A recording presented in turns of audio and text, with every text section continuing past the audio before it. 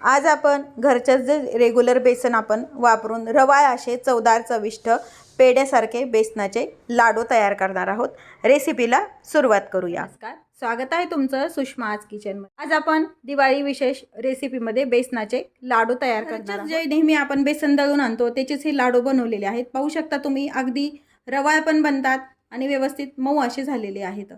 यामध्ये अशा एक पदार्थ वापरलेला आहे की ज्यामुळे तुमचे लाडू अगदी खवा घातल्यासारखे किंवा मग मावा घालून जी टेस्ट येते लाडूला, त्याच टेस्ट ह्या लाडूला येणार आहे, जो आपण जो पदार्थ वापरणार आहे त्यापासून। शेवटपर्यंत बघा, रेसिपीला लाईक करा, चॅनलला सबस्क्राईब करा, तसेच बेल नोटिफिकेशन पण ऑलवर प्रेस करा, म्हणजे तुम्हाला माझ्या प्रत्येक नवीन रेसिपीचं नोटिफिकेशन सुरुवात करण्याआधी सर्वांना दिवाळीच्या हार्दिक शुभेच्छा। आता आपण बेसन लाडू तयार करायला सुरुवात। पिठाचे अगदी रवाळ आणि खव्यासारखे चवदार असे बेसन लाडूमध्ये, रवा लाडूमध्ये खवा घालतात, पण आपण खवा न वापरताही अगदी खव्याच्या टेस्टचेच असे एक वस्तू वापरणार आहोत। हे लाडू अगदी तसेच तयार बनवण्यासाठी इथे मी अर्धा किलो हे पीठ घेतलेलं आहे। हे पीठ व्यवस्थित असं चाळून घेतलंय, रेग्युलरच पीठ आहे, रवा वगैरे नाहीये। हे पीठ घेतलेलं आहे आणि 350 ग्राम ही साखर घेतलेली आहे, कारण यामध्ये मी एक गोष्ट वापरणार आहे, त्यात पण आपले साखर आहे, म्हणून हे 350 ग्राम घेतलेलं आहे। ती जर वस्तू तुम्ही वापरली नाही तर साखरेचं प्रमाण 400 ग्राम घ्यायचं। पीठ आणि साखरेचं प्रमाण पाहिले। आता बाकीचे साहित्य, साजूक तूप घेतलेलं आहे हे 150 ग्राम, मिल्क पावडर घेतली 150 ग्राम, वेलची पूड आहे, बदामाचे काप आहेत आणि काजूचे काप आहेत, हे गार्निशिंगसाठी घेतलेत। आणि हे जे मिक्स ड्रायफ्रूट्सचे काप आहेत हे आपल्याला लाडूमध्ये मिक्स करायचे आहे। तो पदार्थ आहे की ज्यामुळे तुमचे लाडू अगदी खवा घातल्यासारखे लागणार आहेत। मिल्क पावडरमध्ये पण साखर असते, त्यामुळे मी याच्यात 50 ग्रॅम साखर कमी वापरलेली आहे। जण रवा आणि बेसनाच्या लाडूमध्ये खवा किंवा मग मावा पण वापरतात, पण त्याऐवजी मिल्क पावडर वापरल्यामुळे खव्यापेक्षाही अगदी टेस्टी लाडू तयार होतात। हे झालं तुम्हाला आता वजनी प्रमाण। आता मी तुम्हाला वाटीचं प्रमाण, 4 वाट्या बेसन पीठ घेतलेलं आहे, 2.5 वाट्या पिठी साखर घेतली, मिल्क पावडर नाही घेतली तर 3 वाट्या पिठी साखर वापरायची, अर्धी वाटी पेक्षा थोडंसं वरती पातळ करून तूप घेतलेलं आहे, आणि वेलची पूड आहे 1 चमचाभर घेतलेली आहे, आणि मिल्क पावडर 1 वाटी घेतलेली आहे, आणि ड्रायफ्रूट्स तुम्हाला आवश्यकतेनुसार घ्यायचे। हे सर्व प्रमाण मी डिस्क्रिप्शन बॉक्समध्ये पण दिलेले आहे, तिथे तुम्ही पाहू शकता। रेग्युलर तुम्ही जे बारीक पीठ वापरता बेसन पीठ, त्याचेच आपल्याला रवा लाडू होण्यासाठी एक स्टेप एक्स्ट्रा करायची। हे पीठ एका मोठ्या भांड्यामध्ये घ्यायचे,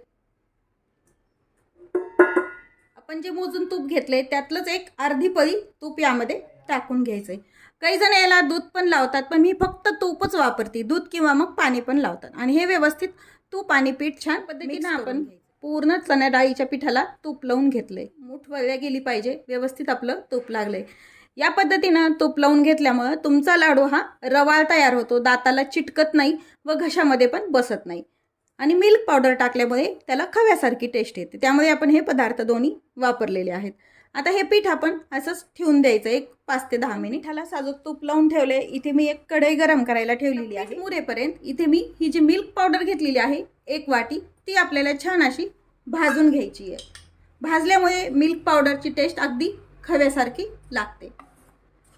हीट मात्र एकदम कमी ठेवायची, कारण मिल्क पावडरमध्ये शुगर असते, त्यामुळे ती करपल्या जाते। एकदम मंद गॅसवरती भाजून वगैरे न वापरता मिल्क पावडर ही आपल्याला कोरडीच भाजून घ्यायची आहे। ही मिल्क पावडर भाजून झाली आहे, गॅस बंद करूया। जरी मिल्क पावडरमध्ये आता गाठी झालेल्या असल्या साखरामुळे, तरी ही मिल्क पावडर आपण चाळणीनं चाळून घेणार आहोत, त्यामुळे ही व्यवस्थित गाठी मोकळ्या होतात। पण ही स्टेप जर केली तर अगदी खव्यासारखे लाडू लागतात। तुम्ही न भाजता पण टाकू शकता, पण हे भाजतानाच अगदी खव्यासारखा वास येतो मिल्क पावडर। आता ही मिल्क पावडर एका ताटामध्ये, आपल्याला मिल्क पावडर एका ताटामध्ये काढून ठेवली थंड करायला। तीच कढई आपण स्वच्छ धुवून घ्यायची मिल्क पावडर भाजल्यानंतर, कारण साखर असते मिल्क पावडरमुळे, त्यामुळे खराब होते। तीच कढई आपण गरम करायला गरम झाली। आपण हे जे तूप लावून ठेवलेलं पीठ होतं चणा डाळीचं, ते टाकून घ्यायचंय। सुरुवातीला आपण तूप न टाकता कोरडंच पीठ हे भाजून घ्यायचंय,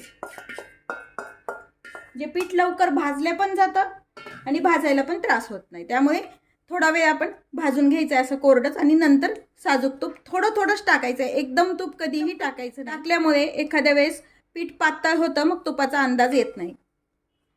आता हे कोरडं एक 10 ते 5 मिनिट भाजून घेऊया। लाडूचं पीठ भाजताना, रवा लाडू असो किंवा मग बेसन लाडू असो, गॅसची हीट एकदम मीडियम ठेवायची, हाय हीटवरती नाही आणि एकदम लो हीटवरती पण भाजायचं नाही।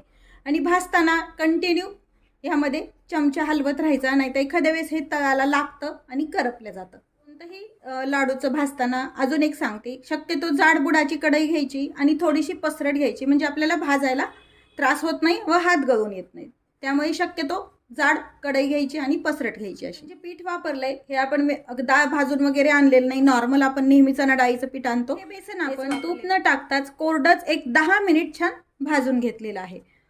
त्यामुळे बेसन लवकर भाजले जातं तूप न टाकता भाजल्यानंतर, आणि आपल्याला हाताला कळ पण लागत नाही भाजताना. आता 10 मिनिट झालेत. हे आपण बेसन घेतलेलं तूप आहे, एक पळीभर तूप टाकून घ्यायचे सुरुवातीला, एकदम तूप टाकायचं नाही. आणि पुन्हा हे बेसन आपल्याला छान भाजून घ्यायचं. टाकून एक 5 मिनिट आपण पीठ भाजून घेतले. पुन्हा एक पळीभर तूप टाकून घ्यायचे आणि असंच आपण थोडं थोडं तूप टाकून हे व्यवस्थित पीठ असं खमंग वास सुटेपर्यंत छान भाजून घ्यायचे. हे पूर्ण तूप आपण याच्यात वापरून टाकलेलं आहे आणि बेसनचा पण कलर पण बदललेला आहे, पाहिजे तसा कलर आलाय आपल्या बेसनला. कोरडं भाजल्यामुळं भाजायला त्रास झाला नाही. कमी वेळात हे बेसन पीठ भाजलं जातं. फक्त आता 2 मिनिट आपण याला असंच परतून घ्यायचंय. इतपतच आपल्याला तूप वापरायचं. जरी एखाद्या वेळेस आपल्याला तूप लागलं तर आपण याला वरतून टाकू शकतो, पण शक्यतो तो लागतच नाही ह्या मेजरमेंटमध्ये. बेसन पीठ एक भाजल्याची खूण पण आहे. कलर तर चेंज होतोच, पण बेसन पीठ जेव्हा भाजल्या गेले व्यवस्थित आपलं, आपण सुरुवातीला तूप टाकतो पहिल्यांदा बेसन पिठामध्ये, तेव्हा बेसन पीठ हे जड लागतं आपल्याला भाजायला पण त्यावेळेला, कारण कच्चं असतं. जसं जसं बेसन पीठ भाजलं जाईल आणि तुम्ही तूप टाकत जाताल तसं आपल्याला भाजायला पण हलकेपणा येतो बेसनामध्ये.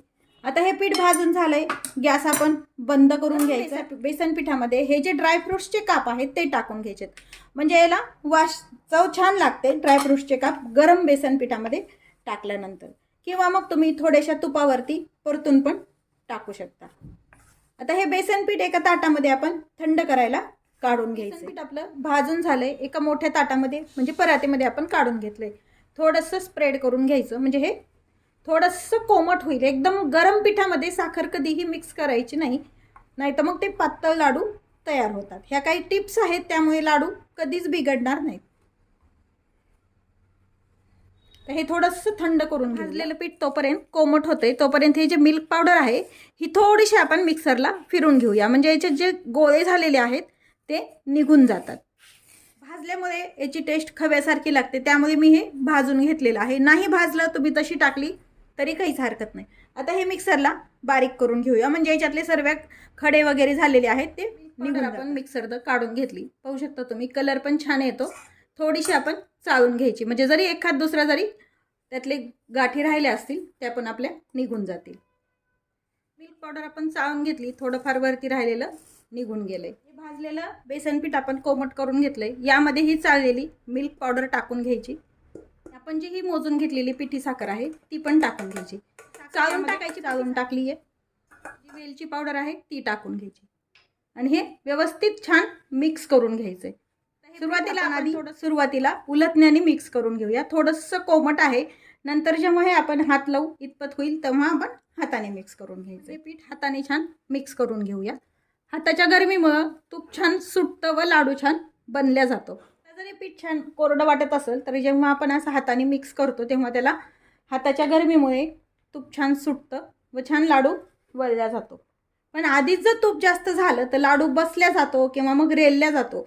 असं कमी तुपामध्ये केलेले लाडू कधीही बसल्या जात नाहीत किंवा रेलल्या जात नाहीत, आणि लाडू पण भरपूर होतात थोड्या तुपामध्ये आणि थोड्या पिठामध्ये.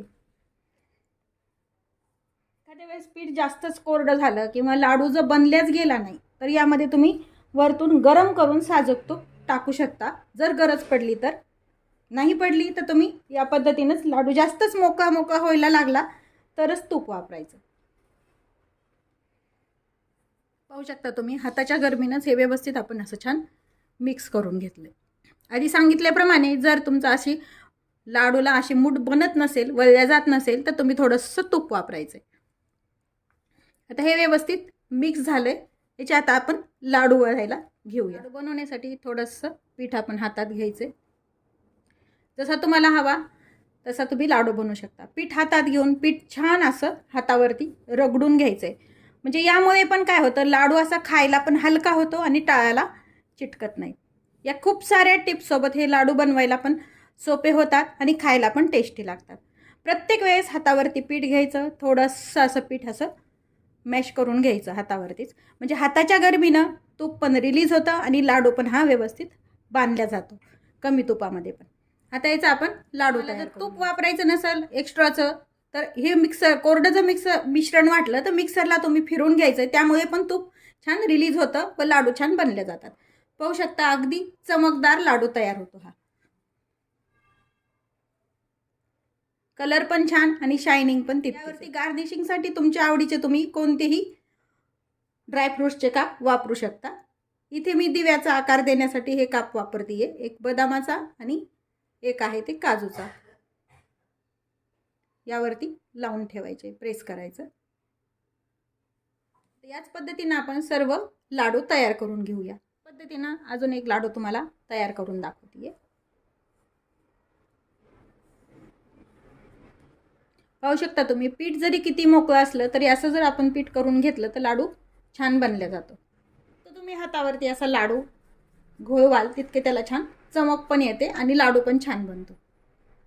पाहू शकता तुम्ही, चमकदार दिसतो. सुरुवातीला हे पीठ दिसतं का तुम्हाला? नाही दिसत आहे. आता यावरतीच आपण तसाच काजू लावून घ्यायचा एक. मी इथे बदामाचे काप वापरले ज्योत म्हणून, पण तुम्ही याचे आपले मनुके पण वापरू शकता किंवा मग बेदाणे पण वापरू शकता. आता असेच आपण सर्व लाडू तयार करूया. एक लाडू तोडून पण दाखवते. अगदी रवा स्ट्रक्चरवरती तयार होतात. मिल्क पावडर वापरल्यामुळे याचं रवाळपणा येतो आणि याला चव पण छान, अगदी खवा घालून किंवा मावा घालून जसं आपण लाडू तयार करतो त्याच पद्धतीने हा लाडू तयार होतो. खवा किंवा मग मावा घालून ज्या टेस्टमध्ये लाडू तयार होतात, बेसनाचे म्हणा किंवा मग रव्याचे लाडू, त्याच प्रमाणात हे मिल्क पावडर घालून त्याच पद्धतीने अगदी चवदार सेम त्याच चवीचे हे लाडू तयार. नक्की करून पहा. रेसिपीला लाईक करा, चॅनलला सबस्क्राईब करा, तसेच बेल नोटिफिकेशन पण ऑलवर प्रेस करा, म्हणजे तुम्हाला माझ्या प्रत्येक नवीन रेसिपीचं नोटिफिकेशन सर्वात. नवीन रेसिपीसोबत पुन्हा भेटूया. तोपर्यंत बाय बाय. बद्दल खूप धन्यवाद.